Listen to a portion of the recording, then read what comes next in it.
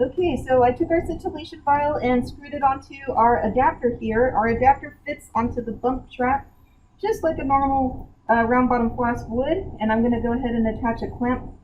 And now that we have the whole system set up, I'm going to go ahead and turn on our vacuum pump and get our rotovap going. Okay, so there goes our vacuum pump. Okay, now remember that the rotovap works by reducing the pressure inside of our system here and gets our liquids to boil at temperatures much lower than their normal boiling point.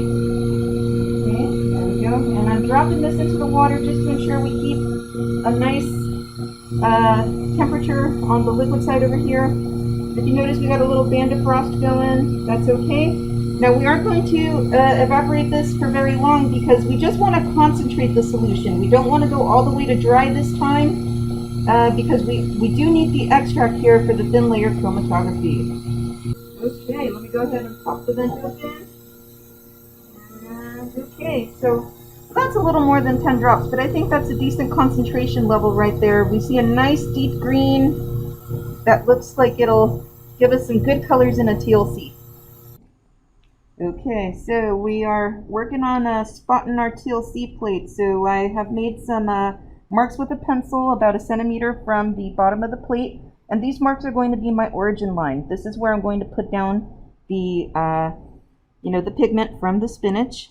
Okay, and for this set, we're going to basically see how well we concentrated our solution here. So I'm going to start by placing down a single spot at the origin.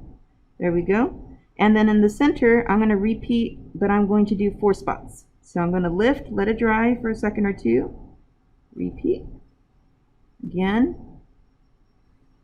here goes spot 3, and here goes spot 4.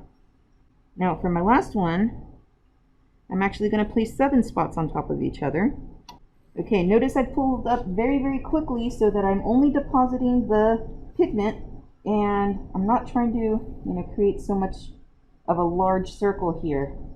Good TLCs always work better if you have nice small spots going on the TLC plate.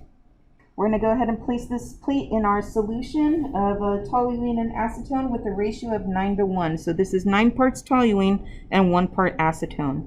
I'm going to go ahead and use a pair of forceps to pick up my TLC plate. And I'm going to go ahead and cap it. And now as the solution is moving up the TLC plate, it's important that we don't disturb it. Okay, we want to leave it alone. And the liquid is now encountering the spots I created. And you'll see the spots start to kind of bleed upwards. What's happening here is the pigments are responding to the solvent as the solvent is going up the TLC plate.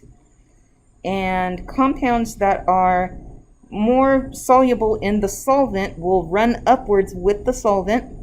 Compounds that are not very soluble in the solvent will stay downwards and instead attract to the TLC plate.